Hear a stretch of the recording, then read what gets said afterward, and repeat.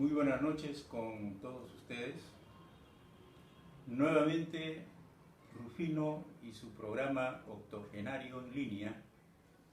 En esta oportunidad he escogido un tema de interés general y que todo hablante, todo oyente o toda persona debe manejar como una herramienta diaria en su quehacer comunicativo en distintos contextos en que se puede encontrar.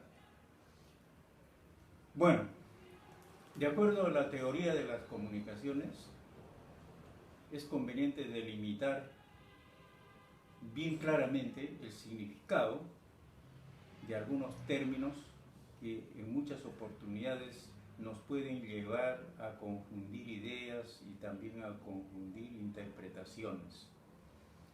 Quiero referirme a tres categorías importantes que muchas veces pasan inadvertidas en el quehacer de la comunicación diaria y sin embargo es preciso señalarlo con mayor detenimiento. Me refiero al texto, el contexto y el subtexto. Son tres categorías. Entendemos generalmente por texto al lenguaje escrito, es decir, un mensaje que está codificado, está estructurado en base a las letras que nosotros lo llamamos grafías de la lengua o del idioma.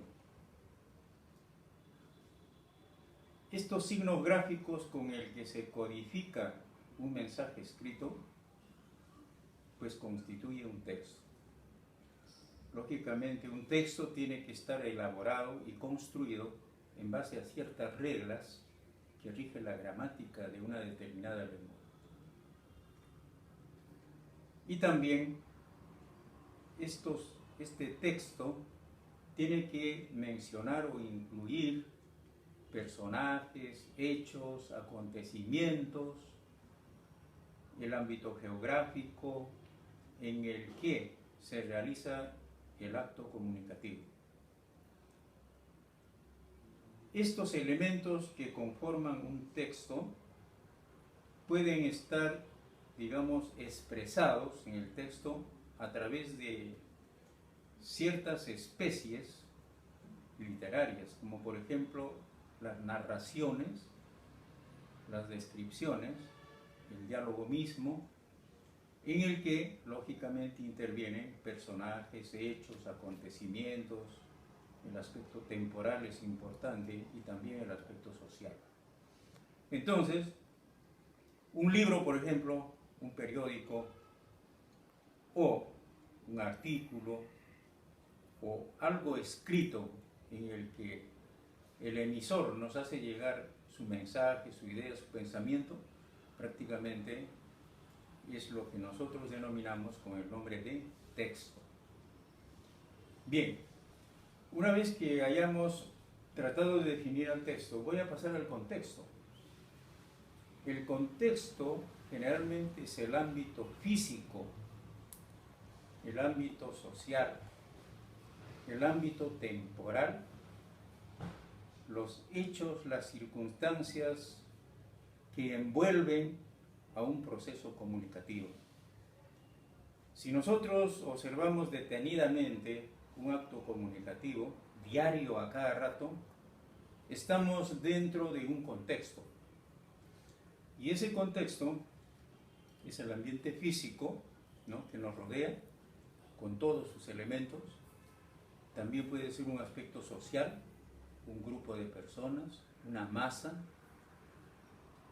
También puede ser el aspecto temporal. Puede ser, por ejemplo, hablando de tiempo, una mañana, un mediodía, una noche, etc. Todos estos elementos son los que se denominan generalmente el contexto que envuelve o que configura al acto comunicativo. Ahora bien, ese contexto, ¿no?, ese contexto tiene que ser analizado e interpretado en forma detenida, ordenada, cuidadosa, por los elementos de la comunicación. Muchas veces nosotros como hablantes o como oyentes, no analizamos detenidamente el contexto en el que vamos a intervenir en el acto comunicativo. Entonces, estos elementos de la comunicación, principalmente el hablante y el oyente, deben de tener muy en cuenta, al contexto en que se lleva a cabo el acto comunicativo. En la medida en que estos elementos analicen, comprendan e interpreten, y se ubiquen en el respectivo contexto en que se encuentran, la comunicación será pues efectiva o no efectiva o no eficaz, Entonces es un elemento muy importante. Ahora, finalmente vamos a ver la tercera categoría, que es el subtexto. El subtexto es el conjunto de ideas, el conjunto de creencias, el conjunto de conceptos, el conjunto de prejuicios también, que tiene tanto el hablante como el oyente. Este